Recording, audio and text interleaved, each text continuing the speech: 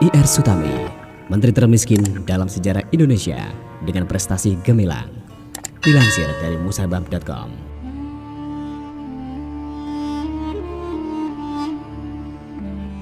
Jika di jajaran kepolisian, kita mengenal sosok Jenderal Hugeng yang hidup sederhana.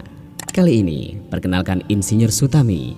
Beliau adalah menteri yang hidup sederhana dan bersahaja.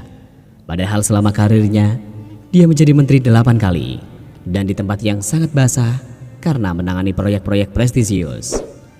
Insinyur Sutami lahir di Surakarta, Jawa Tengah, 19 Oktober 1928. Beliau meninggal di Jakarta 13 November 1980 pada umur 52 tahun. Adalah seorang insinyur sipil yang pernah menjabat Menteri Pekerjaan Umum Indonesia. Ir Sutami sudah menjadi menteri sejak tahun 1964 pada Kabinet Dwi Korah I, masa pemerintahan Presiden Soekarno. Sebagai Menteri Negara diperbantukan pada Menteri Koordinator Pekerjaan Umum dan Tenaga untuk urusan penilaian konstruksi hingga tahun 1978 pada Kabinet Pembangunan II masa pemerintahan Presiden Soeharto selama 13,5 tahun. Di bawah pengawasannya, proyek raksasa seperti gedung DPR, jembatan Semanggi, dan waduk Jatiluhur dibangun. Sutami pula yang memimpin proyek pembangunan Bandara Ngurah Rai. Jika hari Lebaran tiba, para tamu pun bersilaturahmi.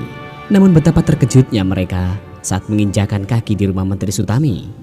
Bukan kemewahan yang ada, namun rumah sederhana yang atapnya bocor di mana-mana. Padahal sebagai pejabat negara yang menangani proyek-proyek besar, Menteri Sutami bisa saja hidup bergelimang kemewahan. Sosoknya sangat pendiam dan sederhana. Rumahnya di Jalan Imam Bonjol pun ia beli secara mencicil dan baru lunas menjelang pensiun. Tak pernah ia menggunakan fasilitas negara di luar pekerjaannya.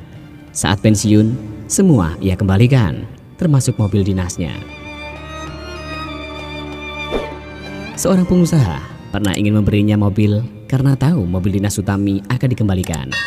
Namun sang menteri menolak dengan halus.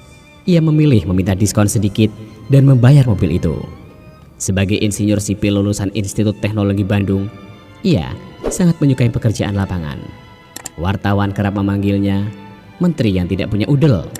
Sutami mampu jalan kaki puluhan kilometer untuk meninjau daerah terpencil. Jika ada ojek, ia naik. Jika tidak ada, maka menteri sederhana ini akan berjalan kaki hingga bertemu masyarakat sekitar.